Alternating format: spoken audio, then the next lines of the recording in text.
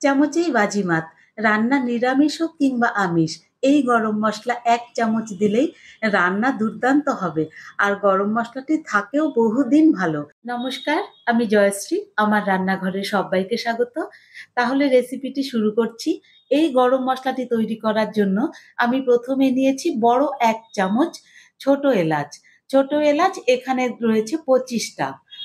আর দিয়েছি ৩ খানা বড় এলাচ, ২ খানা শুকনো লঙ্কা, ২ টো তেজপাতা, ছোট ১ চামচ লবঙ্গ, এর মধ্যে অল্প করে ধনে আর জিরেটাও ব্যবহার করব। সেজন্য ১ চামচ করে গোটা ধনে আর গোটা জিরে দিয়েছি।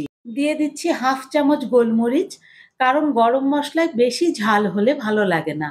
এখানে রয়েছে ৫ টা স্টিক ১ ইঞ্চি করে লবঙ্গ আর বড় ১ চামচ জয়িত্রী। এবার একটা জায়ফলের আমি অর্ধেকটা কেটে দেব।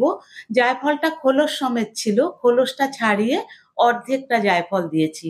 আর দিয়েছি ছোট ১ চামচ কাবাব চিনি। যারা এটা চেনেন না, গোলমরিচের মতোই দেখতে, একটা ছোট্ট লেজ মতো থাকে।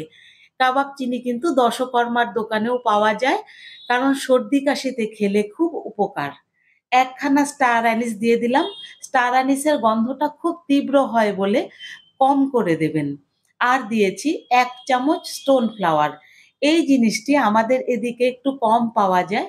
এটা সম্পূর্ণ অপশনাল, না দিলে নাও দিতে পারেন। ফ্লেমটাকে অন করে তেজপাতাগুলোকে একটু ছিঁড়ে নিলাম। এগুলো যদি ওপরে চলে আসে তাহলে ভালো করে ভাজা হবে না। মিডিয়াম ফ্লেমে ৩ থেকে ৪ মিনিট এইভাবে নেড়েচেড়ে আমি ভেজে নেব। খুব বেশি ভাজলে কিন্তু পোড়া, পোড়া গন্ধ আসতে পারে। সেজন্য ৩ থেকে ৪ মিনিট লো ফ্লেমে ভেজে নিয়ে শুকনো লঙ্কাটা যখন এরকম ফুলে উঠবে আর তেজপাতাগুলো দেখুন একদম সহজেই ভেঙে যাচ্ছে আর মসলার একটা সুন্দর গন্ধ এসেছে। এই সময় ফ্লেমটাকে অফ করে আরো মিনিট খানেক একটু নেড়েচেড়ে নিয়ে একটা প্লেটে নামিয়ে নেব। মসলাটা কিন্তু মিক্সিতে দেওয়ার আগে একটু ঠান্ডা করে নিতে হবে, এই ৫ থেকে ৬ মিনিট মতো। যেকোনো উৎসব বা অনুষ্ঠানের আগে বা বাড়িতে এমনিতেও এইভাবে মসলা তৈরি করে রেখে দিলে নিরামিষ, আমিষ যেকোনো রান্নায় এই মসলা কিন্তু দুর্দান্ত স্বাদ দেয়।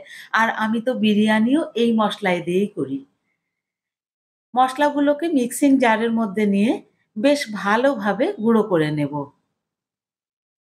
একদম মিহি করে গুঁড়ো করে নেওয়া হয়ে গেছে আর একদম ঝুরঝুরে হয়েছে কিন্তু। এই মসলাটাকে আমি একটা এয়ারটাইট জারের মধ্যে রেখে দেই। ফ্রিজের বাইরে রেখেই কিন্তু ২ থেকে ৩ মাস এয়ারটাইট জারে খুব সুন্দর থাকে মসলাটা। চাইলে এইরকম মসলা আপনারা তৈরি করে নিতে পারেন। রেসিপিটি ভালো লাগলে একটা লাইক করে দেবেন আর কমেন্ট বক্সে অবশ্যই জানাবেন যে এই মসলা আপনারা তৈরি করেন কিনা। ধন্যবাদ।